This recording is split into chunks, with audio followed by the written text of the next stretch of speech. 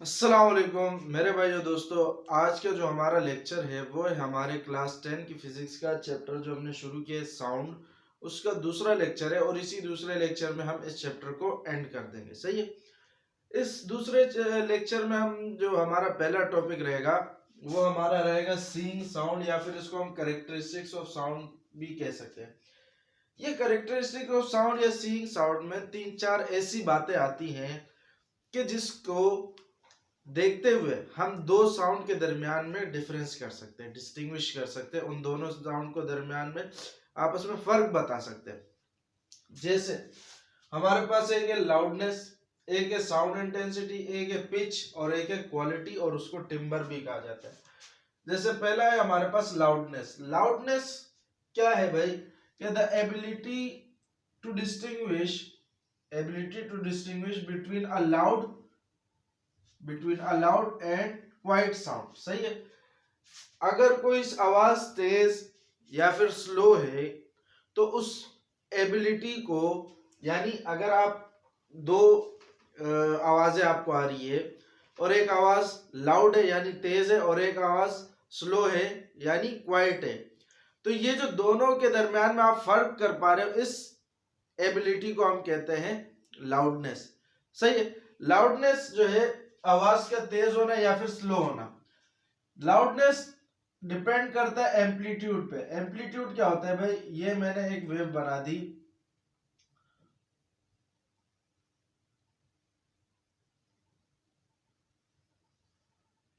तो ये वेव की जो ऊंचाई या फिर गहराई, या तो हाइट या फिर डेप्थ, किसी भी वेव की हाइट या फिर डेप्थ यानी ऊंचाई, यानी यहां से लेकर यहां तक का डिस्टेंस या फिर यहां से लेकर यहां तक का डिस्टेंस, ये जो होता है ये वेव का एम्पलीट्यूड कहलाता है। ये हम पिछले लेक्चर में भी देख चुके हैं। तो अगर वेव एम्पलीट्यूड जितना ज्यादा होगा लाउडनेस उतनी ही ज्यादा होती है, ये बात याद रखना। एम्पलीट्यूड जितना ज्यादा होगा लाउडनेस उतनी ज्यादा होगी, एम्पलीट्यूड कम होगा तो लाउडनेस भी कम होगी। इसको यूनिट जो है वो हम डेसिबल लेते हैं, यानी डेसिबल में हम इसको काउंट करते हैं। सही है, डीबी करके। तो ये हमारे पास लाउडनेस के भाई ability to distinguish between a loud यानी तेज और आहिस्ता जो आवाज में हम फर्क करते हैं, उस एबिलिटी को, उस सलाहियत को लाउडनेस कहते हैं। दूसरी जो चीज है हमारे पास वो है साउंड इंटेंसिटी या फिर अकाउस्टिक इंटेंसिटी। इस चीज को अगर आप लोग समझना चाहें तो ये कुछ यूं है कि भाई मेरे पास एक एरिया है, मान लो ये एक एरिया है और इस एरिया में कुछ पार्टिकल्स है।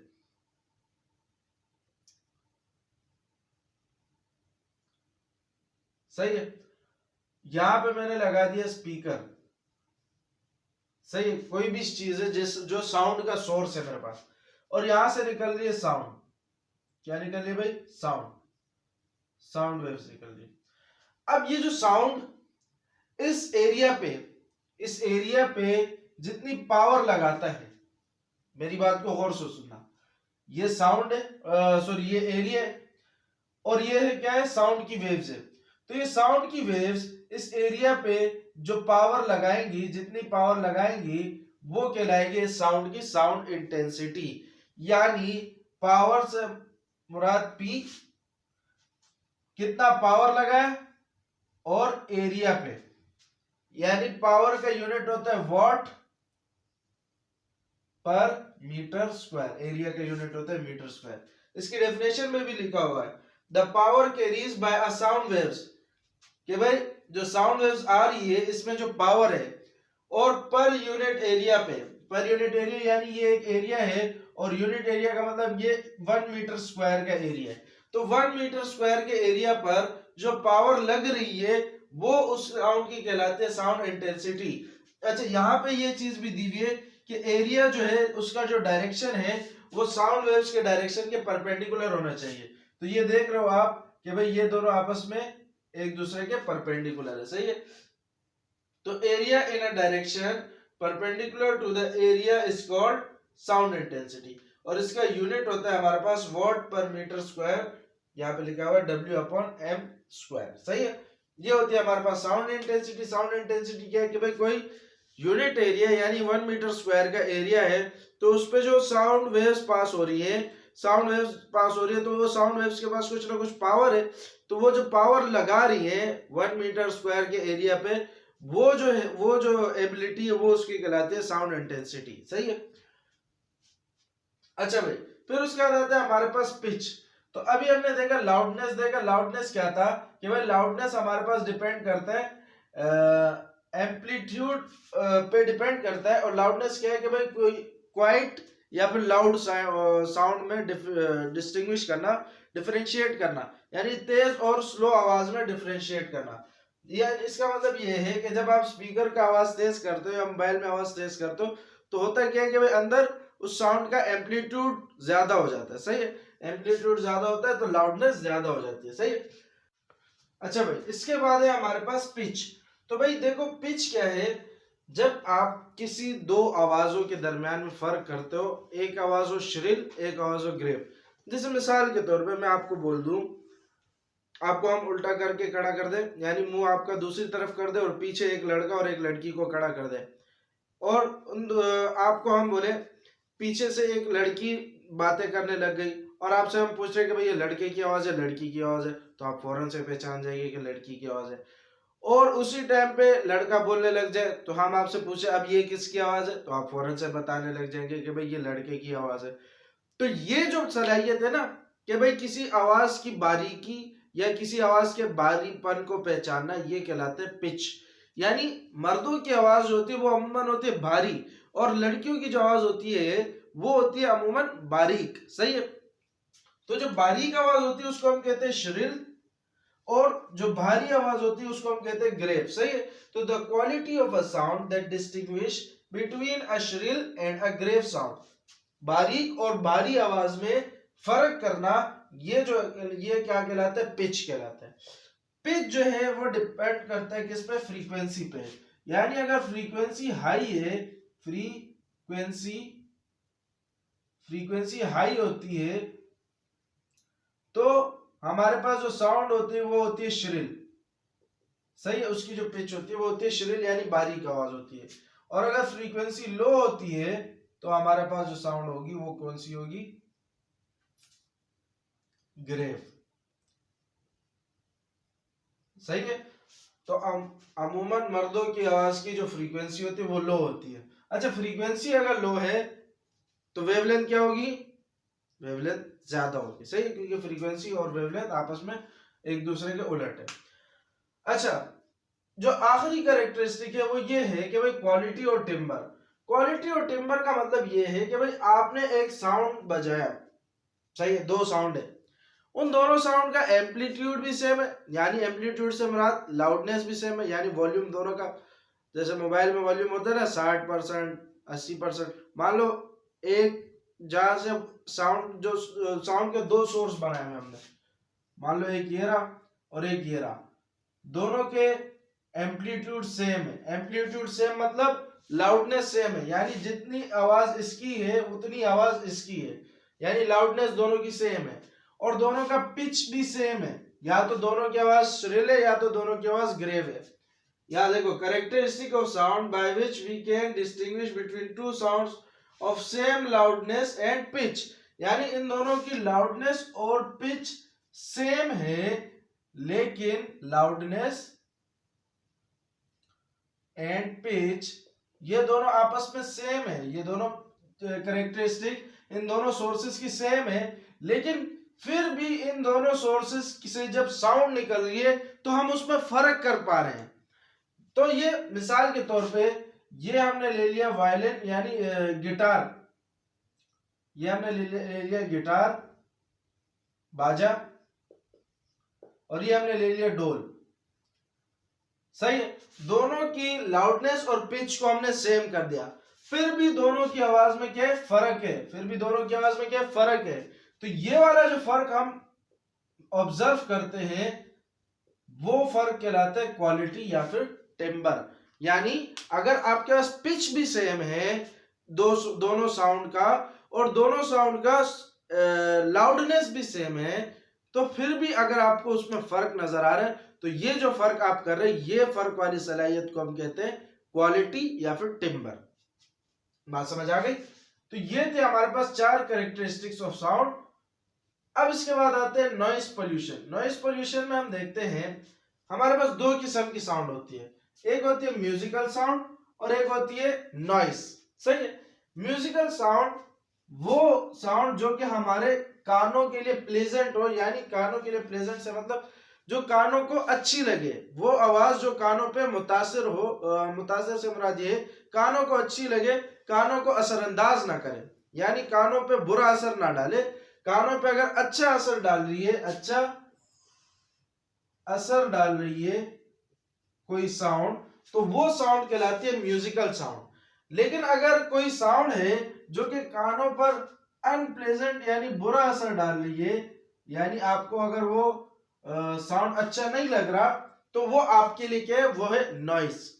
जैसे मिसाल के तौर पे एक अल्लाह आपका भला करे, एक जगह गाड़ियां हैं, बहुत ज्यादा गाड़ी, मान लो ऐसा मान लो ड्रिल मशीन तो देखी होगी, ड्रिल मशीन से जब दीवार में सुराख करते तो उसकी आवाज कितनी खराब सी आवाज होती है, कानों में चुभती रहती है, तो वो क्या है, आपके लिए नॉइस है। सही है? लेकिन अगर कोई दूसरा बंदा है, जैसे मान लो कोई कुरान पाक की तिलावत करे बड़ी मीठी आवाज में, और वो आवाज आपके कानों को बहुत अच्छी लग रही है, तो वो आपके लिए क्या, म्यूजिकल साउंड है एक किस्म से। सही है? इसी तरीके से फिर harmful effects of noise on human, कि भाई नॉइस के बुरे असरात क्या हैं, यानी इंसानों पे इसके किस तरह के असरात होते हैं नॉइस के। इसका सवाल भी आपकी बुक में है।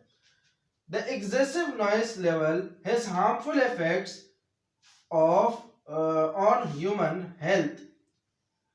इंसानों की सेहत पे जो बहुत ज्यादा नॉइस का लेवल अगर बढ़ जाए, तो वो इंसानों की सेहत पे हार्मफुल इफेक्ट डाल सकती है। हार्मफुल यानी बुरे असरात डाल सकती है। जैसे ये ऐसे कंडीशन पैदा कर देती है जैसे high stress level. High stress level यानी हाई स्ट्रेस लेवल का मतलब ये होता है बंदे के दिमाग पे बोझ रहता है। सही है? दिमाग ऐसा लगता है जैसे सर भारी भारी सा हो रहा है, तो उसके कहते हैं हाई स्ट्रेस लेवल। तो ये भी ज्यादा नॉइस की वजह से हो सकता है। हियरिंग लॉस, बहुत ज्यादा तेज आवाजें सुनने की वजह से आपके सुनने की सलाहियत भी मुतासर हो सकती है, जा भी सकती है। सही है? स्लीपिंग डिसऑर्डर, नींद भी खराब हो सकती है, नींद की बीमारी भी आपको लग सकती है, यानी नींद ना आने की बीमारी लग सकती है, या जैसी बीमारी जिसमें आपको नींद ना आए, तो वो भी नॉइस की वजह से हो सकता है। एग्रेशन, एग्रेशन का मतलब यह होता है बंदा जो एग्रेसिव होता है, हमेशा चिड़चिड़ा सा रहता है ना, वो होता है एग्रेशन। गुस्से गुस्से में रहता है कि भाई बस अभी मेरे को मार देगा या फिर कुछ ना कुछ कर देगा मेरे साथ, तो एग्रेसिव बंदा रहता है। तो एग्रेसिव क्यों रहता है? क्योंकि वो बहुत तेज आवाजें सुन सुन के ना उसका दिमाग खराब हो चुका होता है, तो एग्रेशन भी है।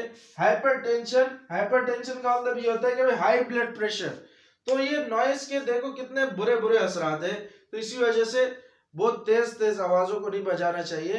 अपने आस पड़ोसियों का भी ख्याल करना चाहिए। जब हमारे पास प्रोग्राम वगैरह हो तो हम अपने आप से बिल्कुल बेकाबू हो जाते हैं कि भाई स्पीकरों को इतना तेज कर देते हैं कि भाई आस पड़ोस का ख्याल भी नहीं रखते, मेहमान जो आए होते हैं उनका भी ख्याल नहीं रखते। अब देख सकते हो कि इतने तेज आवाज से देखो कितनी खतरनाक खतरनाक बीमारी हो सकती है, तो इसका ख्याल किया जाए। सही है? अगला जो टॉपिक है हमारा वो है रिफ्लेक्शन ऑफ अ साउंड और an echo. Reflection of a sound या फिर इको का मतलब सबको पता है कि जब आवाज किसी मीडियम से टकरा के रिफ्लेक्ट हो और वो आपको दोबारा बार बार सुनाई दे। जैसे मैं आपको बोलूं इको इको इको इको, तो ऐसे बार बार आवाज जो सुनाई देती है वो हमारे पास इको कहलाती है। कि भाई साउंड बार बार क्या हो रही है, रिपीट हो रही है। The repetition of a sound after reflection is called an echo. सही है? अच्छा, ये हो गया हमारे पास ये। अब जरा बढ़ते हैं आगे।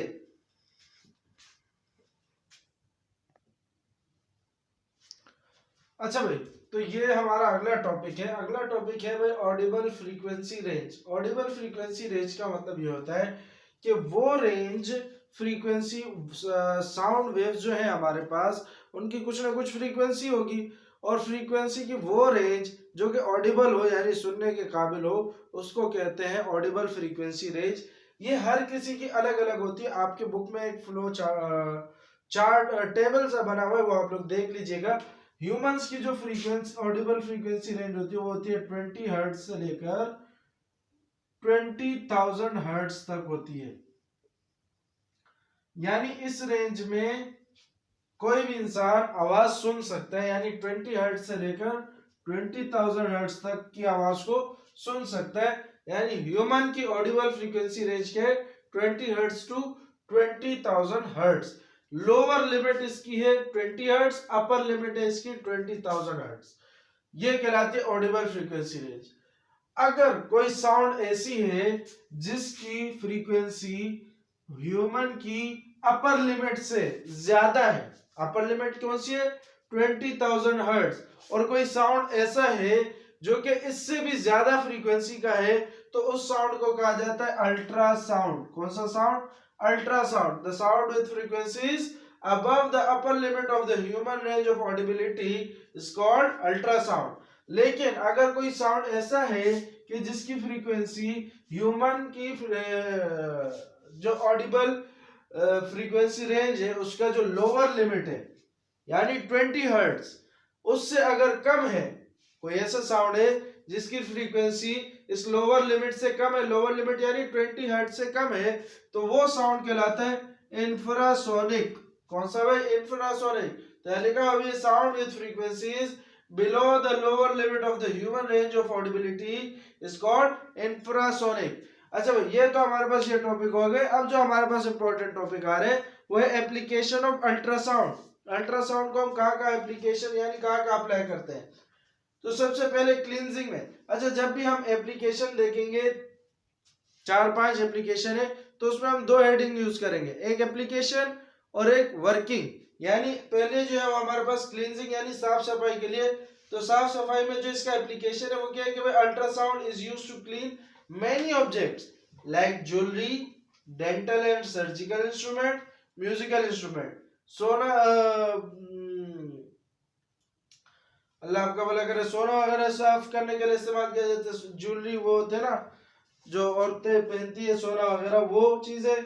डेंटल या फिर सर्जिकल के इंस्ट्रूमेंट, डेंटल यानी जो दांतों वाला सामान होता है, और सर्जिकल जो डॉक्टर वगैरह इस्तेमाल करते हैं ऑपरेशन के वगैरह के टाइम पे, वो सर्जिकल इंस्ट्रूमेंट होते हैं। उन चीजों के लिए म्यूजिकल इंस्ट्रूमेंट यानी गाने बजाने वाले जो इंस्ट्रूमेंट है, इन सब चीजों को साफ करने के लिए अल्ट्रासाउंड का इस्तेमाल किया जाता है। अब देखो वर्किंग क्या है कि भाई अल्ट्रासाउंड की एक ऐसी मशीन होती है, ऐसे ओवन जैसी मशीन होती है, उसमें क्या किया जाता है, इस चीजों को रख दिया जाता है जिस चीज को साफ करना होता है, और एक क्लीनिंग सॉल्यूशन रखा जाता है, क्लींजिंग सॉल्यूशन।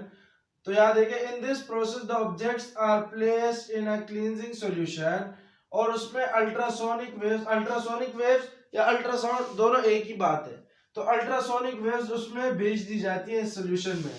तो होता क्या है, क्योंकि अल्ट्रासोनिक वेव्स यानी अल्ट्रासाउंड की फ्रीक्वेंसी 20,000 हर्ट्ज से भी ज्यादा है, तो बहुत ज्यादा है, तो इस फ्रीक्वेंसी की वजह से इसके जो ऑब्जेक्ट आपने साफ करने के लिए डाला हुआ है, तो उसके जो डस्ट पार्टिकल या ग्रीस पार्टिकल या कंटामिनेशन पार्टिकल, ये सारे क्या हो जाते हैं, इससे हट जाते हैं और गिर जाते हैं, डिटैच्ड एंड ड्रॉप। ये इसमें वाइब्रेशन पैदा करता है, जिसकी वजह से जितने भी डस्ट पार्टिकल वगैरह है वो सारे इससे हट के गिर जाते हैं। दूसरा जो हमारे पास वो है क्वालिटी कंट्रोल। क्वालिटी कंट्रोल का मतलब ये होता है कि किसी भी मेटल या कंक्रीट के ब्लॉक, कंक्रीट यानी सीमेंट का जो ब्लॉक होता है, मेटल का यानी लोहे वगैरह का जो ब्लॉक होता है, उसमें कोई डिफेक्ट मालूम करने के लिए भी हम अल्ट्रासाउंड का इस्तेमाल करते हैं। डिफेक्ट से मुराद यानी कोई खामी होगी, अगर कोई खामी है तो उसको लोकेट करने के लिए हम अल्ट्रासाउंड का इस्तेमाल करते हैं, ताकि अगर हम बिल्डिंग बनाएं तो उसमें कोई खराब ब्लॉक ना लगाए, ताकि उसकी बुनियाद पक्की रहे। तो क्वालिटी चेक करना ये है एक हिसाब से। तो क्वालिटी कंट्रोल का एप्लीकेशन क्या है? Ultrasound are used to detect cracks, cavities and flaws in metal and concrete block. Metal और कंक्रीट के ब्लॉक में क्रैक, कैविटीज या फ्लॉज चेक किए जाते हैं because of high penetrating power. इसकी चूंकि फ्रीक्वेंसी हाई है ना, तो इसकी पेनिट्रेटिंग पावर भी बहुत हाई होती है, यानी ये अंदर तक घुस सकती है किसी भी चीज में। अच्छा, इसकी वर्किंग में क्या है? वर्किंग में हम करते क्या है कि जैसे ये हमने बनाया हुआ है एक मेटल का ब्लॉक, सही है।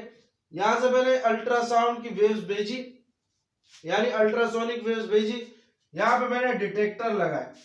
अगर ये अल्ट्रासोनिक वेव्स पास होके इस डिटेक्टर पे डिटेक्ट होते हैं, यानी ये डिटेक्टर बताता है कि भाई हाँ वेव्स मेरे पास आ गई हैं, तो वो पार्ट सही है।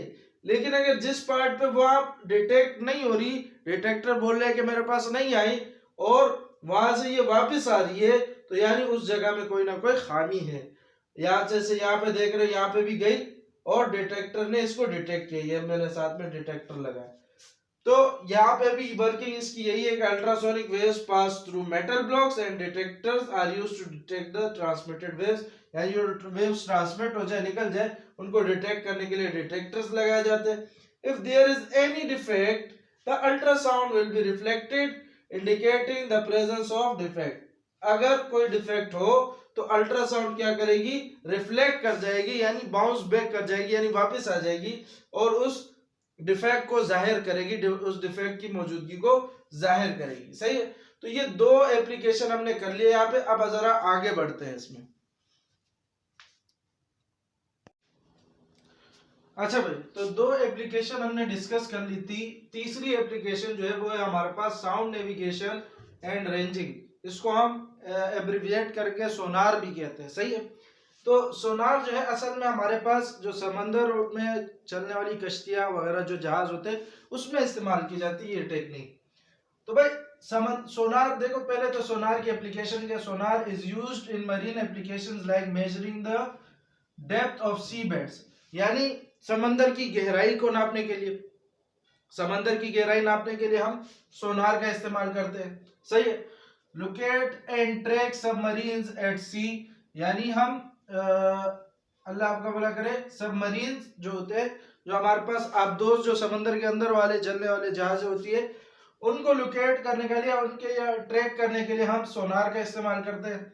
Locate explosive mines below the surface of water, यानी समंदर के अंदर जो माइंस मौजूद होती है, एक्सप्लोसिव माइंस यानी जो फटती है, उनको लोकेट करने के लिए हम सोनार का इस्तेमाल करते हैं, जिसका फुल फॉर्म है साउंड नेविगेशन एंड रेंजिंग, सही है। इसमें की वर्किंग कैसे होती है कि भाई इसमें एक तो होता है ट्रांसमीटर और एक होता है हमारे पास ट्रांसड्यूसर जो कि पल्सेस को रिसीव करता है। अच्छा देखो भाई, इस मेथड में हम करते क्या है, जो ट्रांसमीटर होता है उससे क्या होता है, सेंड्स आउट अल्ट्रासाउंड पल्सेस, यानी अल्ट्रासाउंड वेव्स को वो निकालता है transmitter, and measure the time it takes to for the pulses to reflect off a distant object and return to the source or transducer, सही है। देखो भाई इसमें होता क्या है, जो ट्रांसमीटर होता है, ट्रांसमीटर क्या करता है, अल्ट्रासाउंड वेव्स को छोड़ता है, अल्ट्रासाउंड वेव्स को छोड़ता है और वो जो वेव्स होती है वो किसी ऑब्जेक्ट से जाके टकराती है, टकराने के बाद फिर वो क्या कर जाती है, इको यानी वापस आ जाती है, रिफ्लेक्ट बैक कर जाती है, और रिफ्लेक्ट बैक करने के बाद वो फिर हमारे पास ट्रांसड्यूसर में चली जाती है, सही है। ट्रांसड्यूसर में जाने के बाद जो होता है क्या है कि भाई the position of that object can be identified and it's movement can be tracked, सही है। तो वो जो पोजीशन जिससे अल्लाह आपका भला करे, जो ऑब्जेक्ट होता है जिससे ये अल्ट्रासाउंड वेव्स टकराई है, तो उससे उसकी क्या हो जाती है, उसकी पोजीशन पता चल जाती है और उससे उसकी मूवमेंट का भी पता लगाया जा सकता है, सही है। इसमें होता ये है कि जब ये वो इससे टकराती है और इसकी मूवमेंट या फिर पोजीशन को जब ट्रैक किया जाता है, तो वो जो ट्रैक होता है वो फिर कंप्यूटर स्क्रीन जैसा बना होता है, जो शिप चला रहा होता है उसके सामने से कंप्यूटर स्क्रीन जैसा बना होता है, उसके सामने से ग्राफ आ रहे होते हैं कि भाई यहाँ पर ये चीज है, यहाँ पर ये चीज है। उससे ये होता है कि भाई कश्ती को फिर वो इधर उधर मोड़ लेता है ताकि फिर नीचे चीज से टकराए ना और उससे जहाज जो है वो सेफ रहे, सही है। तो ये होती है हमारे पास सोनार की एप्लीकेशन। चौथी एप्लीकेशन है हमारे पास इकोकार्डियोग्राफी, या फिर इसको हम ईसीजी भी कहते हैं। इकोकार्डियोग्राफी जो है वो हम इस किस चीज के लिए इस्तेमाल करते हैं, डिटेक्ट एनी ब्लॉकेज और problem in heart walls and valve, सही है। जो दिल के जो वॉल्स होते हैं उनमें अगर कोई ब्लॉकेज वगैरह आ गया है तो उनको डिटेक्ट करने के लिए हम क्या करते हैं, ईसीजी करते हैं। अब देखो ईसीजी में होता क्या है कि भाई ट्रांसमीटर जो होता है वहां से तो अल्ट्रासाउंड वेव्स निकलती हैं, ट्रांसमीटर जो मशीन में लगा होता है वहां से अल्ट्रासाउंड वेव्स निकलती है, और जो हमारे पास ट्रांसड्यूसर होता है उसको चेस्ट में स्पेसिफिक लोकेशन कुछ खास जगहों पे लगाया जाता है। अगर आपने कभी ईसीजी करवाई हो या किसी को करते हुए देखा हो तो इस तरीके से चेस्ट पे कुछ 3-4 वो ट्रांसड्यूसर लगाते हैं ताकि वो जो अल्लाह आपका भला करे इको अल्ट्रासाउंड वेव जो गई हो जब वो रिफ्लेक्ट बैक होती है तो उनको वो रिसीव करे। तो ट्रांसड्यूसर लगाया जाता है मुख्तलिफ जगहों पे चेस्ट पर, specific position chest at specific locations and angles. सही है। तो ट्रांसमीटर क्या करता है कि भाई पल्सेस सेंड करता है। पल्सेस किसकी? अल्ट्रासाउंड की, और उसकी फ्रीक्वेंसी बहुत हाई होती है। कितनी हाई होती है? 20,000 किलो हर्ट्ज से भी हाई होती है। सही है। 20,000 हर्ट्ज से, किलो हर्ट्ज नहीं। और ट्रांसड्यूसर लगाए जाते हैं चेस्ट के ऊपर कुछ खास जगहों पे और एंगल के साथ, एंगल को देखते हुए। जो पल्सेस होती है वो क्या करती है भाई? स्किन को क्रॉस करते हुए जाती है, स्किन और बाकी टिश्यूज को क्रॉस करती हुई जाती है। कहां तक जाती है भाई? To the heart tissues. Heart की जो टिश्यूज है उन तक पहुंचती है, जहां पर पल्सेस क्या हो जाती है? वेयर द पल्सेस बाउंस और इको। इको का मतलब क्या होता है? किसी चीज से टकराया और फिर वापस आ गया। तो भाई होता क्या है कि भाई पल्सेस हमारे पास स्किन से होती हुई और बाकी जितने भी दीगर टिश्यूज है उनसे होती हुई हार्ट तक पहुंचता है, और हार्ट के टिश्यू से टकरा के वो फिर बाउंस बैक हो जाती है या फिर इको हो जाती है। Echo of the heart structure and transmitted to a computer. और ये जो बाउंस बैक जो हुई है ना, उनको फिर वो कंप्यूटर तक पहुंचाते हैं, और कंप्यूटर पे आपके पास हार्ट का जो वॉल होता है या इसके जो वॉल्व्स होते हैं उनका इमेज बन जाता है। क्या बन जाता है भाई? इमेज बन जाता है हार्ट के वॉल्स और वॉल्व्स हार्ट के अंदर। ये जो एक तो है वॉल्स और एक है वॉल्व्स। वॉल्स हार्ट की जो है दीवारें होती है, जैसे चेस्ट का बाहर का जो हिस्सा होता है, चेस्ट का कह रहा हूं, हार्ट का जो बाहर का हिस्सा होता है, लेयर जो होती है आउटर कवरिंग, वो होती है वॉल्स यानी दीवारें उसकी। और वॉल्स अंदर कुछ नालियां जैसी होती है जिसके थ्रू खून पास कर रहा होता है, ब्लड पास कर रहा होता है। दो किस्म की वॉल्व्स होती है, एक बाइकस्पिड वॉल्व होती है, एक ट्राइकस्पिड वॉल्व्स होती है। वो बायो वाले स्टूडेंट को ज्यादा पता होता है। सही है। तो वॉल्व्स या वॉल्व्स में ब्लॉकेज को लोकेट करने के लिए हम किसको इस्तेमाल करते हैं? ईसीजी को। या इसमें कोई प्रॉब्लम आ गई हो तो उसको लोकेट करने के लिए हम ईसीजी को इस्तेमाल करते हैं। और ईसीजी में होता क्या है कि भाई ट्रांसमीटर हमारे पास पल्सेस सेंड करते हैं और ट्रांसड्यूसर को चेस्ट पर स्पेसिफिक लोकेशंस पे लगा दिया जाता है।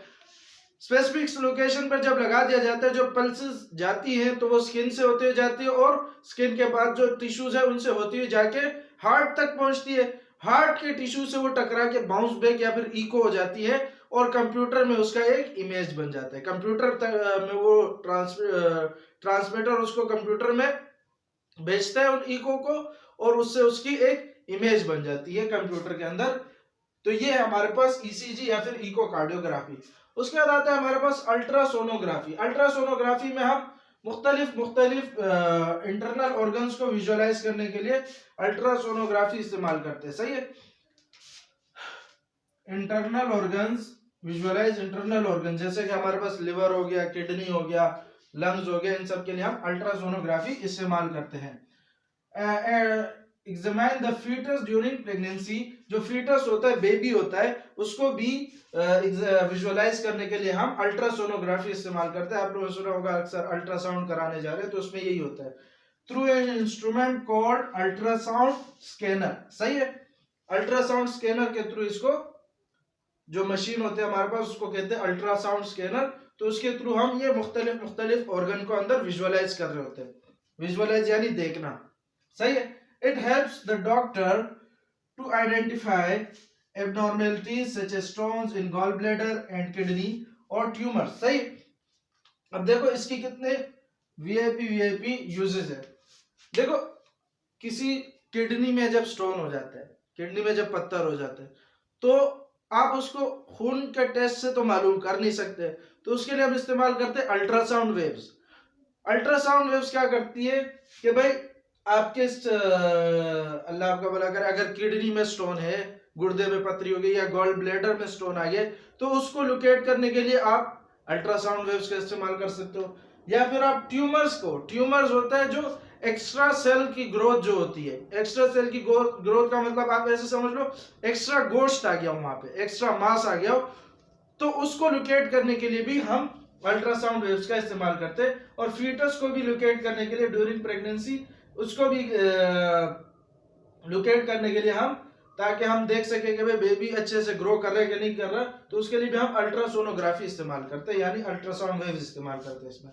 अब होता क्या है कि भाई इसकी वर्किंग क्या होती है कि इस टेक्निक में the sound waves penetrate the body and hit a boundary between, ये देखो in this technique the sound waves penetrate the body and hit a boundary between tissues and get reflected from an area where their tissue density changes।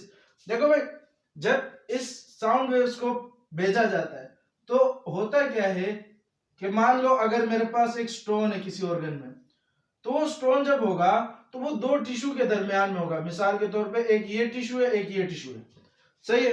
तो इन दो tissue के दरमियान में ये हमारे पास एक जो स्टोन आ गया है, तो जब वो अल्ट्रासाउंड वेव्स आती हैं तो इससे टकरा के ऐसे वापस चली जाती है। एक तो ये होता है, दूसरा ये होता है अगर इन दो टिश्यू के दरमियान में, मैंने आपको बोला कि ट्यूमर यानी एक्स्ट्रा सेल की ग्रोथ हो गई है, यानी एक और टिश्यू आ गया बीच में जिसकी डेंसिटी इन दोनों से अलग है, क्योंकि इन दोनों से अल्ट्रासाउंड वेव पास हो पा रही है।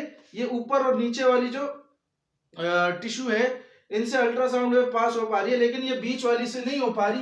तो इसका मतलब क्या है कि इस टिश्यू की डेंसिटी अलग है, सही है। तो या तो टिश्यू की डेंसिटी अलग हो जाती है या फिर बीच में कोई चीज आ जाती है दो टिश्यू के दरमियान, जिसकी वजह से अल्ट्रासाउंड वेव्स रिफ्लेक्ट बैक कर जाती है। और जब ये रिफ्लेक्ट बैक कर जाती है तो इमेज बनता है इसके कंप्यूटर में, सही है। अच्छा, इससे और चीज भी होती है कि भाई जब हम अगर आपने कभी अल्ट्रासाउंड करते हुए देखा हो किसी को या होते हुए देखा हो, तो इसमें एक डिवाइस होती है जो कि ह्यूमन की बॉडी पे ऐसे आगे पीछे की जाती है ताकि वो उसका पता लगाया जा सके। वो जो डिवाइस जो ह्यूमन की बॉडी पे ऐसे आगे पीछे करते हैं उस डिवाइस को कहते हैं प्रोब, सही है। तो जो इंस्ट्रूमेंट होता है, the instrument calculate the distance from probe to the tissue using the speed of sound and the time of the return of each echo। अभी हमने देखा है पिछले लेक्चर में या पिछले लेक्चर में हमने देखा है कि भाई हम इको के थ्रू डिस्टेंस कैलकुलेट कर लेते हैं। तो हम इसमें भी देखते हैं कि भाई जो हमारे पास इंस्ट्रूमेंट है, जो अल्ट्रासाउंड स्कैनर है, वो करता क्या है कि भाई ये मिसाल के तौर पे मेरे पास प्रोब है, सही है। ये मैंने ह्यूमन की बॉडी पे लगाया हुआ है और यहाँ पे जो टिश्यू है, तो यहां से लेकर यहां तक जो टिश्यू का डिस्टेंस है, टिश्यू से लेकर प्रोब तक का डिस्टेंस जो है ये भी ये इंस्ट्रूमेंट कैलकुलेट करके बताता है। ये जो डिस्टेंस है ये भी ये कैलकुलेट करके बताता है। अच्छा, डिस्टेंस कैसे बताता है? इस वेव्स की स्पीड को इस्तेमाल करके और दूसरा ये देख के कि ये वेव जो है यहां तक पहुंचने के बाद वापस जब आती है तो टाइम कितना लगाती है। तो स्पीड और टाइम को देखते हुए ये इंस्ट्रूमेंट प्रोब और टिश्यू के दरमियान का डिस्टेंस भी बताती है। तो यहां पर लिखा हुआ है कि भाई the instrument calculate the distance from the probe to the tissue using the speed of sound and the time of the return of each echo. The pulses are then converted into electrical signals. अच्छा भाई, इन pulses को electrical signals में convert किया जाता है। Electrical signals वो होती है जो हमारे पास ताकि फिर कंप्यूटर में इसकी इमेज बनाई जा सके। कंप्यूटर में इमेज बनाए जाने के लिए जरूरी है कि इसको इलेक्ट्रिकल सिग्नल्स में कन्वर्ट की जाए। तो इसको जब इलेक्ट्रिकल सिग्नल में कन्वर्ट की जाती है तो क्या होता है, use to create two dimensional images of the organ. Electrical signal में क्यों कन्वर्ट की जाती है? ताकि दो टू डायमेंशनल इमेज बन सके इसकी, किसकी? ऑर्गन की। तो ये है हमारे पास एप्लीकेशन ऑफ अल्ट्रासाउंड वेव, सही है। यहां पर आके हमारे पास चैप्टर खत्म होता है। अब जरा इसके एमसीक्यूज वगैरह को देखते हैं।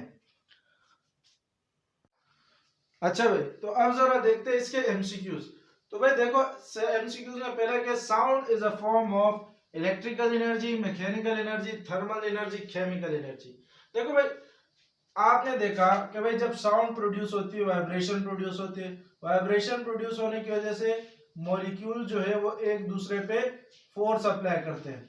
क्या करते हैं? फोर्स अप्लाई करते हैं, यानी ये मॉलिक्यूल इस पे करेगा, ये मॉलिक्यूल इस पे करेगा, और वो आगे जाके दूसरे के करीब हो जाते हैं। जब दूसरे के करीब होते हैं तो वो फिर उस पे फोर्स अप्लाई करते हैं। तो ये जो फोर्स अप्लाई करने वाली एनर्जी होती है ना, ये होती है मैकेनिकल एनर्जी। तो इसमें आके बंद करके मैकेनिकल एनर्जी यानी बी ऑप्शन।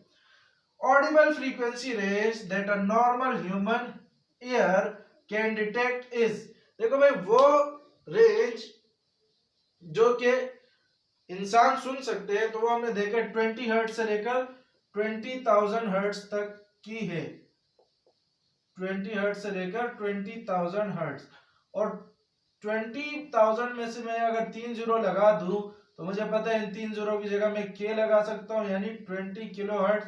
तो इसमें हमारे पास जो ऑप्शन करेक्ट हो जाएगा वो बी ऑप्शन है। अच्छा भाई, अगला जो है,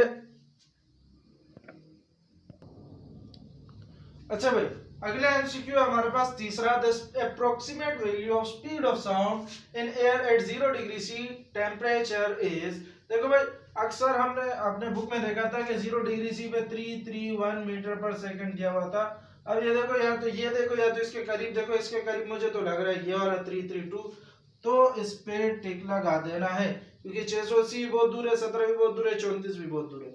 sound travel faster in solid as compare to gases because of, देखो भाई मैंने आपको बताया था कि भाई साउंड जो है सॉलिड में ज्यादा ट्रेवल करती है फास्ट, और ज्यादा फास्ट ट्रेवल करती है, और गैसेस में कम स्लो ट्रेवल करती है साउंड। तो वो किसकी वजह से? क्योंकि सॉलिड में मॉलिक्यूल्स टाइटली पैक्ड होते हैं। तो आइए ऑप्शन को पढ़ते हैं। Gas molecules are packed loosely, ये भी हो सकता है क्योंकि गैस के मॉलिक्यूल बहुत दूर दूर होते हैं, इस वजह से उसमें स्पीड ऑफ साउंड स्लो होती है। Sound does not travel faster through a solid than a gas, ये तो गलत है कि भाई लिखा हुआ है साउंड सॉलिड में तेज जा ही नहीं सकती गैस से, ये गलत लिखा हुआ है।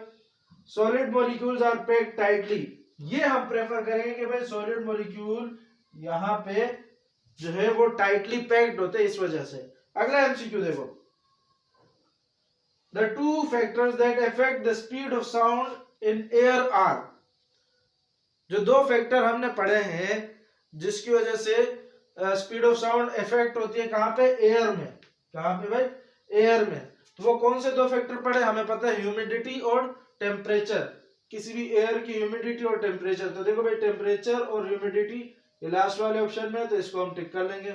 The separation between two consecutive compressions of the sound wave is called, देखो भाई दो कंसेक्यूटिव कंप्रेशंस के दरमियान का दो कंसेक्यूटिव कंप्रेशन के दरमियान का जो फासला होता है वो क्या कहलाता है भाई? कंसेक्यूटिव कंप्रेशंस का मतलब ये होता है वो रीजन जहां पे मॉलिक्यूल्स आपस में करीब करीब हो। तो देखो भाई ये दो रीजन मॉलिक्यूल आपस में करीब करीब है, तो ये इन दोनों का जो फासला होता है वो कहलाता है हमारे पास वेवलेंथ। पढ़ा है कि नहीं पढ़ा? सही है। The order of speed of sound in different mediums from faster to slowest, faster से स्लोवेस्ट की तरफ जाना है। तो मतलब सॉलिड में सबसे ज्यादा होती है, फिर लिक्विड, फिर गैस। तो यहाँ पे ऐसा ऑप्शन है ये वाला, सॉलिड लिक्विड गैस। सही है। Ultrasound have several uses in medicine industry, which one has use of ultrasound. तो इसमें बता रहे हैं कि भाई इसमें किसमें अल्ट्रासाउंड इस्तेमाल होता है। तो इसमें से ये बी ऑप्शन जो है वो करेक्ट है, क्योंकि एब्जॉर्प्शन भी हमने नहीं देखी, हमने जो अल्ट्रासाउंड के यूजेस देखे, डिस्पर्जन भी हमने नहीं देखी, मेजरिंग ह्यूमिडिटी ऑफ एयर भी नहीं देखी, इसका तो ताल्लुक ही नहीं है। प्रीनेटल स्कैनिंग का मतलब ये होता है कि जब बेबी मदर के पेट में होता है तो उसको जांचा जाता है, यानी उसका स्कैनिंग की जाती है एक किस्म से, ये देखा जाता है कि भाई उसमें आया कि उसको कोई बीमारी तो नहीं है। अगर बीमारी है तो पैदा होने से पहले ही तो उसको इलाज कर लिया जाए अंदर ही अंदर। सही है। तो उसको कहा जाता है प्री नेटल स्कैनिंग, कि भाई वो हेल्दी बेबी है या फिर हेल्दी नहीं है, तो उसके लिए उसको कहा जाता है pre natal scanning.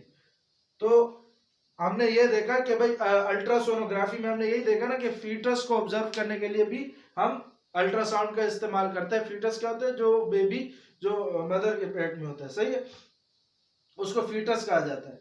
The cause of the echo is, भाई इको किसकी वजह से होता है? तो इको एब्जॉर्प्शन अगर होगी तो इको तो होगा ही नहीं, डिस्पर्जन की वजह से भी नहीं होता, सिर्फ किस की वजह से होता है? रिफ्लेक्शन की वजह से होता है। Which type of wave can not travel through vacuum. Vacuum क्या है भाई, जहां पे कुछ भी ना हो, जहां पे कोई मीडियम ही मौजूद ना हो। तो ऐसे जहां पे कोई मीडियम मौजूद ना हो वहां पे साउंड वेव ट्रेवल नहीं कर पाती। बाकी इंफ्रारेड भी ट्रेवल कर पाती है, माइक्रोवेव भी ट्रेवल कर पाती है, एक्स रेज भी ट्रेवल कर पाती है, क्योंकि ये सारी की सारी इलेक्ट्रोमैग्नेटिक वेव्स है। और इलेक्ट्रोमैग्नेटिक वेव्स का हमने देखा है कि वो वैक्यूम में ट्रेवल करती है, पिछले चैप्टर में हमने देखा था। अब आगे देखते हैं, जरा इसके कुछ न्यूमेरिकल रह गए थे उसको करते हैं।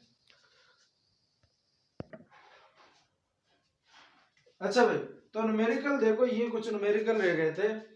इसमें पहला न्यूमेरिकल देखो, हमें कह रहे हैं a person has an audible range from 20 hertz to 20 kilo hertz. Audible range वो रेंज जिसमें वो सुन सकता है, तो इतनी उसकी रेंज है। What are the distinguishes wavelengths of sound waves in air corresponding to this two frequencies.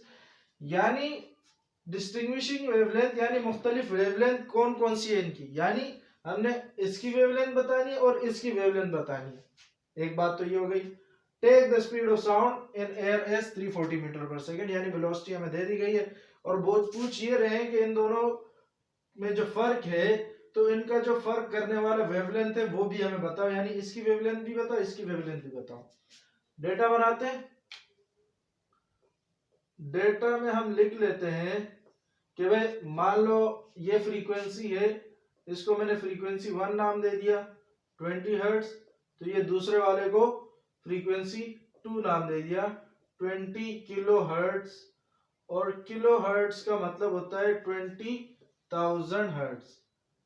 सही है, किलो जब हटता है तो 1000 आ जाता है।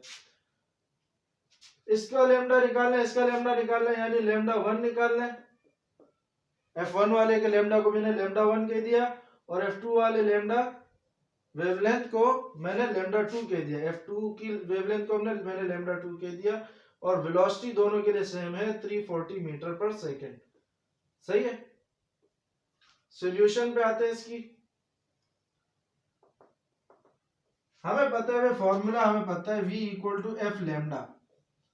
अगर मैं 1 के लिए कर रहा हूं तो F1 लेमडा 1, और अगर मैं 2 के लिए कर रहा हूं तो F2 लेमडा 2। सही है। अब मुझे निकालना लेमडा, तो ये मेरे पास फॉर्मूला बन जाएगा V अपॉन F1। F1 यहाँ मल्टीप्लाई हो रहा है, या V के साथ डिवाइड हो जाएगा। वैल्यूज लगाते हैं। वैल्यू है हमारे पास V की 340, और F1 कितना है 20। ऐसा है कि नहीं है। 0 से 0 कटा, 2 1 2, 2 1 2, 1 इधर गया, 2 7 14, तो लेमडा 1 जो आ गया वो हमारे पास आ गया 17 मीटर। यहां तक बात समझ आ गई। दूसरे वाले का देखो, लेमडा 2 हमारे पास बन जाएगा V अपॉन F2, और lambda 2 will be equal to V कितना है 340, और F2 कितना है 20,000।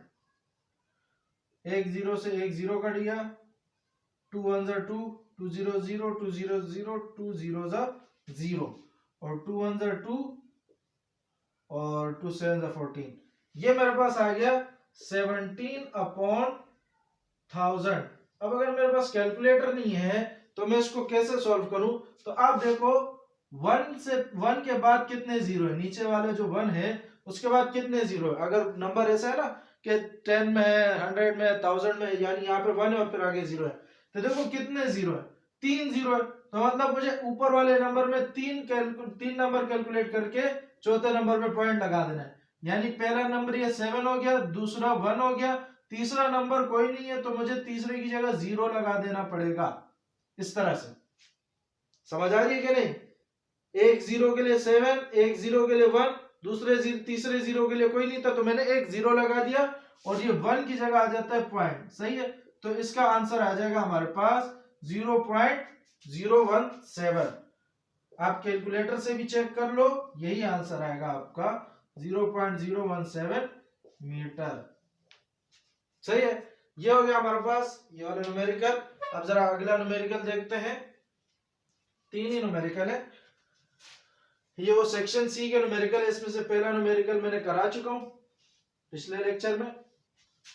अच्छा भाई अगला न्यूमेरिकल देखो, अगला न्यूमेरिकल ये है, a ship uses ultrasonic pulses to measure the depth of the submarine beneath the ship. एक शिप है यानी एक कश्ती है, उसके नीचे एक सबमरीन जा रही है समंदर में, तो उस कश्ती को अपने कश्ती से लेकर उस सबमरीन तक की गहराई नापनी है। यानी ये कश्ती है और ये समंदर है और ये समंदर के अंदर एक सबमरीन है यानी आबदोज है, तो इस कश्ती को यहां से यहां तक का डिस्टेंस नापना है। तो इसने क्या किया, अल्ट्रासोनिक पल्सेस का इस्तेमाल किया यानी अल्ट्रासाउंड का इस्तेमाल किया। A sound pulsing is transmitted into the C, transmit कर दी गई सी में, समंदर में। The eco from the C is received after 40 metre per second, यानी इको जो रिसीव हुई मीटर पर सेकेंड कह रहा हूं सॉरी, 40 मिली सेकेंड है, ये 40 मिली सेकेंड है। तो अल्लाह आपका भला करे, इको कितने टाइम में रिसीव हुई, time equal to 40 millisecond. ये मिली सेकेंड का मतलब होता है, मिली मतलब 10 की पावर -3, तो ये आ जाएगा 40 मल्टीप्लाई बाय 10 की पावर -3। अच्छा मैं इसको ऐसे भी लिख सकता हूँ, 10 की पावर -3 का मतलब होता है पॉइंट को 3 जम देना। यहाँ पॉइंट कहीं नजर नहीं आ रहा तो यहाँ पर है, तो पहला जंप यहाँ आ जाएगा, दूसरा जंप यहाँ, तीसरा कोई नंबर नहीं है तो यहाँ 0 लगा के, तो ये आ जाएगा 0.04। आप चेक भी कर लीजिएगा, जब एक्सपोनेंट से पॉइंट में कन्वर्ट करना होता है ना, तो हम करते ये हैं कि भाई कितने नंबर है, 3 डिजिट है, पॉइंट कहाँ पे, कहीं पे भी नजर नहीं आ रहा तो यहाँ पे होगा, तो 3 है तो 3 जंप देने पड़ेंगे, एक जंप, दूसरा जंप, अब तीसरे जंप के लिए कोई नहीं है तो 0 लगाना पड़ेगा, तो ये तीसरा जंप, तो पॉइंट आ जाएगा यहाँ पे और ये एक्सपोनेंट खत्म हो जाएगा, तो ये मेरे पास बन जाएगा 0.04। तो ये एक्सपोनेंट की सारी कहानियां हैं, ये आपने 9 में भी सीखी होंगी, तो इनको जरा इस्तेमाल करना आना चाहिए इन चीजों में। तो ये मेरे पास टाइम हो गया 0.04 सेकेंड, सही है। अच्छा, the speed of the sound in air is 1480 metre per second, यानी v मेरे पास है 1480 मीटर पर सेकेंड। मुझे क्या कैलकुलेट करना है, calculate the deepness of the submarine, यानी मुझे डीपनेस यानी डी कैलकुलेट करना है, जिसका फॉर्मूला मुझे पता है। देखो यहाँ पे क्या इस्तेमाल किया गया है, जरा गौर से लफ्ज को, इको। इको का टाइम दिया गया आपको 0.04 सेकेंड, यानी इको रिसीव हुई है 0.04 सेकेंड में।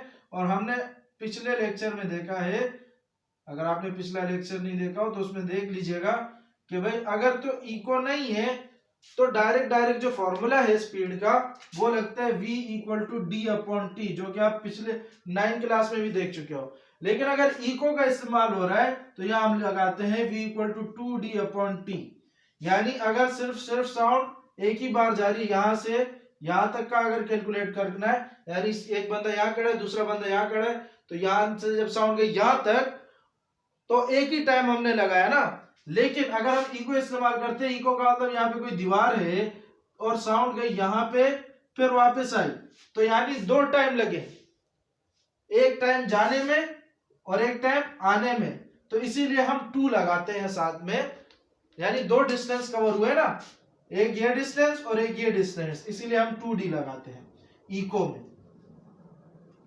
अच्छा भाई, तो यहां पे हम लगाएंगे क्या कि v equal to 2d upon t, तो ये मेरे पास आ जाएगा v जो है वो हमारे पास 1480 मल्टीप्लाई बाय t, t यहाँ डिवाइड हो रहा है, यहाँ मल्टीप्लाई हो जाएगा, और t की वैल्यू क्या है 0.04 इक्वल टू 2d। अच्छा, इस 0.04 को अगर मैं चेंज करूं तो ये मेरे पास बन जाएगा कुछ यूं 4 अपॉन 100, इस तरह बन जाएगा कि नहीं। पॉइंट हटेगा तो 1 आएगा और पॉइंट का जितने डिजिट होते हैं उनकी जगह 0 आते हैं, 55 में पड़ा हुआ है। 0 से 0 कटा, 2 5 are 10, 2 7 are 14, 2 4 are 8। अच्छा, यहां पे आ गया 74, नीचे 5 ऊपर 4। अब क्या करें, अब कुछ यूं करते हैं कि ये आ गया 74 को यहां पे लिखा है 2d। अच्छा, ये देखो जरा, 74 multiply by 4 divided by 5 equal to d, ये 2 मल्टीप्लाई आ रहा है ना d के साथ, तो यहाँ के डिवाइड हो जाएगा, तो यहाँ नीचे आ जाएगा मल्टीप्लाई में 2, सही है। तो इससे नंबर और छोटा हो जाएगा, 2 1 2, 2 2 जा 4। बात समझ आ रही है कि नहीं? अच्छा, अब जरा क्या करते हैं, 74 को 2 से मल्टीप्लाई करते हैं, फिर 5 से डिवाइड करा देते हैं। 74 को 2 से मल्टीप्लाई करेंगे तो ये आ जाएगा हमारे पास 70 70 140, तो 148 आ जाएगा। और इसको 5 से डिवाइड करेंगे तो ये बन जाएगा 5 2 10, 4 बचा, नीचे उतार दिया, 8 को नीचे उतारा, 5 9 45, नीचे क्या आ जाएगा, 3 बच जाएगा। पॉइंट लगाएंगे तो यहाँ एक 0 लगा पाएंगे, 5 6 30। ये सारी कैलकुलेशन हम बचपन में सीखी हुई है। तो डी मेरे पास आ जाएगा 29.6 मीटर। बात समझ आ रही है कि नहीं? सही है। क्या किया, फॉर्मूला लगाया, वैल्यूज रखी, टी यहाँ डिवाइड हो रहा था इससे मल्टीप्लाई किया, और फिर यहाँ 2 ये जो मल्टीप्लाई हो रहा था यहाँ के डिवाइड करा दिया, यानी इस लाइन के नीचे लिख दिया, और फिर इसको कैलकुलेट किया तो हमारे पास है 29.6। बुक में जो आंसर है इसका वो 29.6 को राउंड ऑफ करके मेरे ख्याल से 30 मीटर लिखा। और इस बुक में इस वाले चैप्टर की काफी आंसर गलत भी हैं, तो इसको नोट डाउन कर लीजिए। अगला जो आखिरी न्यूमेरिकल है उसको भी कर लेते हैं। अगला न्यूमेरिकल है हमारे पास एक बेट यानी चमगादड़ और उसके शिकार के बारे में मेरे ख्याल से। हाँ, at night bat emit pulses to detect their prey. रात में बोलते हैं ये जो बेट है, चमगादड़ है, वो अपने अल्लाह आपका भला करे शिकार को, प्रे कहते हैं शिकार को डिटेक्ट करने के लिए, शिकार का पता लगाने के लिए पल्सेस एमिट करते हैं। पल्सेस यानी साउंड वेव्स निकालते हैं। साउंड वेव्स जब निकालते हैं तो उन साउंड की वेव्स की स्पीड जो है वो कितनी है, 340 मीटर पर सेकेंड। ये तो पहली फुर्सत में लिख लिया डेटा में। अच्छा, इस सवाल को जरा गौर से करना है। v equal to 340 metre per second, पहली बात। अब 3 सवाल दिए गए यहाँ पे, क्या ये है, अ बेट एमिट अ पल्स, यहाँ पे a pulse of the sound होना चाहिए, यहाँ पे pulse of the sound of wavelength 0.080 metre. देखो भाई यहाँ पे सवाल में इसको पहला नंबर दिया हुआ है, इसलिए मैं यहाँ पे भी इस तरीके से 1 करके डेटा बना रहा हूं। यहाँ पे हमें दिया हुआ है लैम्डा, दिया हुआ है 0.0080 मीटर का लैम्डा दिया हुआ है, और पूछ रहे calculate the frequency of the sound, यानी पहले पार्ट में लैम्डा दिया हुआ है और फ्रीक्वेंसी पूछ रहे हैं। दूसरे पार्ट पे आ जाओ। दूसरे पार्ट में कह ये रहे हैं the pulse of sound hits its pray and is reflected. देखो भाई, मान लो ये एक बैट है। अभी आप कहोगे बैट कब से बॉक्स की शक्ल में आने लग गए, चमगादड़, और ये इसका शिकार है। सही है। इसने साउंड वेव एमिट की, वो जाके इससे टकराई। सही है। अब जरा इस सवाल को गौर से समझो। The pulse of sound hits its prey, prey से टकराई, and is reflected in the bat, और फिर वापस आई, यहां से फिर ऐसे वापस आई, यानी इको क्रिएट हुआ। और बोल रहे हैं कि ये जो सारा काम हुआ, जाने और आने का काम, वो हुआ 0.01 सेकेंड में, यानी दूसरे पार्ट में इसका हमें टाइम दिया हुआ है 0.10 सेकेंड, 01 सेकेंड नहीं, 0.10 second. After it is emitted calculate the distance travelled by the pulse of sound during this time. देखो भाई, यहां पे इको तो हुआ है, लेकिन यहां पे आप अगर इस बात पे गौर करें, कह रहे हैं calculate the distance travelling bye pulse, कह रहे सिर्फ इन दोनों के दरमियान का डिस्टेंस ये लोग नहीं पूछ रहे हैं, जैसे यहां से यहां तक का डिस्टेंस नहीं पूछ रहे हैं। बोले इस पल्स ने जो रास्ता कवर किया, जो रास्ता तय किया, यानी यहां से यहां तक जाते हुए और वापसी आते हुए जो रास्ता इसने कवर किया है, वो रास्ता हमें बता दो। यहां से यहां तक जाते हुए और यहां से यहां तक आते हुए टाइम इन लोगों ने हमें इन दोनों रास्तों को बता दिया कि भाई पूरा जो रास्ता कवर किया है वो 0.10 सेकेंड में कवर किया है। बस हमें ये यहां से यहां तक और यहां से यहां तक का डिस्टेंस बता दो। अब यहां पे जो अगर फॉर्मूला लगाएंगे ना हम, तो हम ये नहीं कर देंगे कि भाई v equal to 2d upon t, हम बोलेंगे कि भाई इको है। इको है, लेकिन हमें सिर्फ ये डिस्टेंस नहीं पूछा, हमें बोले पूरा आने और जाने का रास्ता बताओ, तो ये 2 यहां से हट जाएगा। ये 2 क्या काम कर रहा था, पहले तो ये 2 देखो भाई, जब हमें 0.10 सेकंड दिया हुआ है तो ये आने और जाने का रास्ता है, आने और जाने का रास्ता मतलब 2 टाइम है, हमें सिर्फ एक टाइम चाहिए होता है, तो हम इसको 2 से डिवाइड करा देते हैं ताकि या तो सिर्फ आने का टाइम हो जाए या सिर्फ जाने का टाइम हो जाए, क्योंकि आने वाला डिस्टेंस भी इतना है और जाने वाला डिस्टेंस भी इतना ही है, सही है। इसीलिए हम यहां पे 2 लिखते थे ताकि टाइम को 2 से डिवाइड कराया जा सके। लेकिन अब हम 2 से डिवाइड नहीं करेंगे क्योंकि हमें ये पूरा का पूरा रास्ता बताना है, तो इसलिए हम टाइम भी पूरा का पूरा इस्तेमाल करेंगे, इसीलिए हम यहाँ पे 2 नहीं लिखेंगे। 2 क्यों नहीं लिखेंगे, ताकि 2 से t को डिवाइड ना कर पाए, बात समझ रहे हो ना। पहले 2 से क्यों करते थे, ताकि सिर्फ एक ही रास्ता पता करना होता था। अब आने और जाने का दोनों करना है तो टाइम को 2 से डिवाइड नहीं करना है, टाइम को 2 से डिवाइड नहीं करना है। तो जब टाइम को 2 से डिवाइड ही नहीं करना तो यहाँ पे 2 लाने का सवाल ही पैदा नहीं होता। तो ये बात यहाँ पे समझने वाली है कि भाई यहाँ पे डिस्टेंस एक मालूम करना है और वो पूरा आने और जाने का है। और तीसरे में हमें कह रहे सिर्फ कैलकुलेट करो डिस्टेंस यहां से यहां तक, मतलब अब जब हम फॉर्मूला लगाएंगे उसके साथ हम 2 लगाएंगे, क्योंकि इसमें क्या लिखा है, distance of prey from bat, यानी यहां से यहां तक का डिस्टेंस बताओ, तो उसके बाद हम इसमें फॉर्मूला ये वाला लगाएंगे, सही है।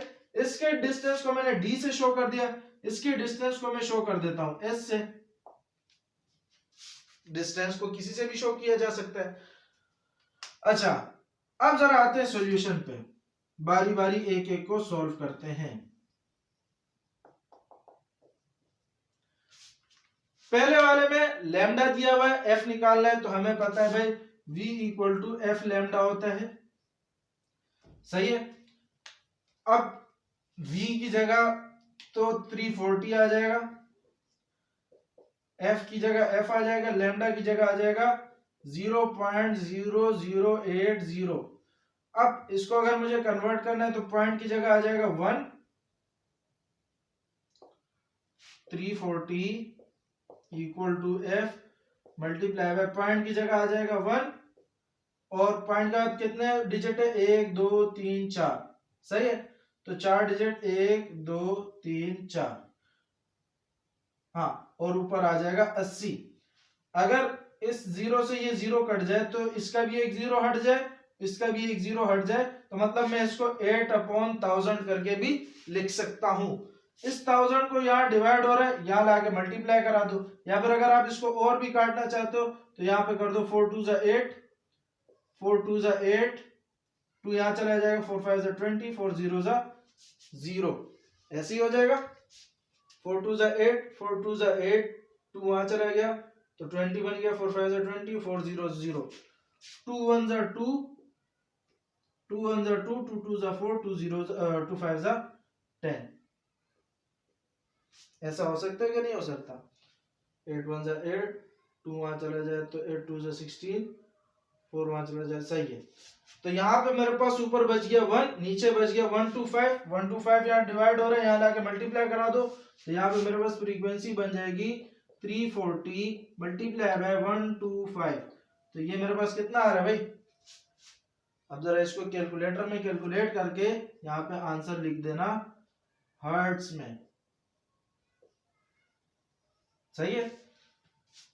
340, तो ये तो एक बार हो जाएगा,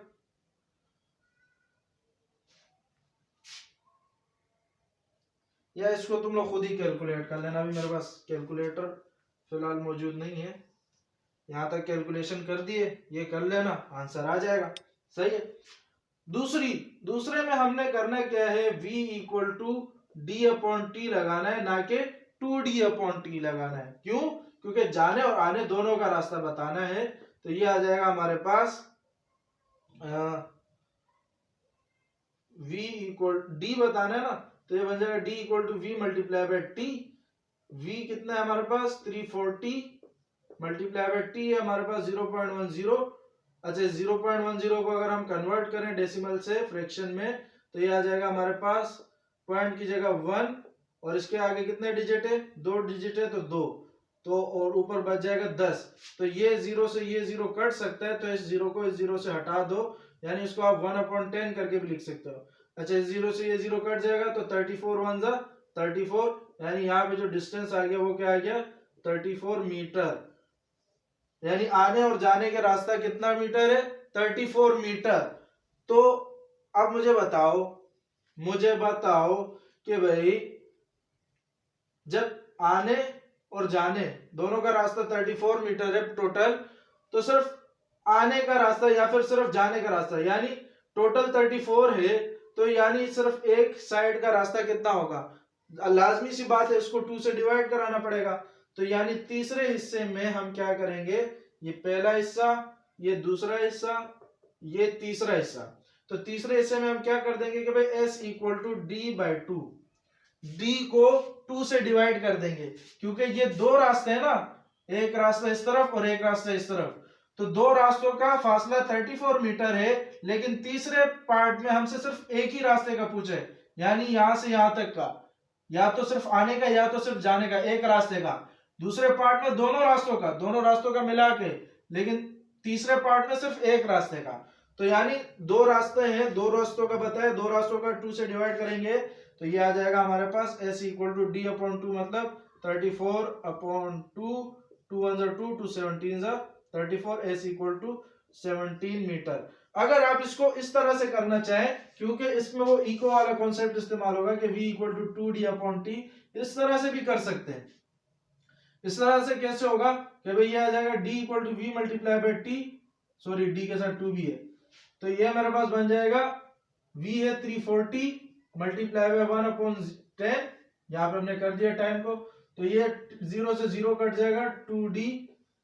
अब ये आ गया हमारे पास 2d इक्वल टू 34, अब 2 यहाँ डिवाइड मल्टीप्लाई में है, यहाँ पे जाके डिवाइड हो जाएगा, तो ये आ जाएगा 34/2। तो यहाँ पे भी हमने वही किया, 17 मीटर वहां से भी आएगा, 17 मीटर यहाँ से भी आएगा, तो ये शॉर्टकट हो गया, वो लॉन्ग कट हो गया। तो बंदा शॉर्टकट मारे, इतना लॉन्ग कट ना मारे। यहाँ पे आ गया हमारे पास ये चैप्टर खत्म हो जाता है। इस चैप्टर की तैयारी करें, खूब तैयारी करें, इस चैप्टर को प्रिपेयर करें। न्यूमेरिकल्स जो एप्लीकेशंस लिखवाएंगे सिर्फ उसी को लिखे, यानी अगर एप्लीकेशन पे सवाल आए तो जिस तरह से मैंने बना के दिया है ना एप्लीकेशन और फिर वर्किंग, तो उस तरह से लिखेंगे तो नंबर तो पूरे ही आने हैं। इसी तरीके से मैंने फिर आपको वो बेल जार एक्सपेरिमेंट भी लिखवा दिया है, आप उसी को याद कर लें, तो नोट्स वोट्स लेने की जरूरत नहीं है। सही है, तो इस चैप्टर को प्रिपेयर करें, अपना ख्याल रखें, तब तक के लिए अल्लाह हाफिज।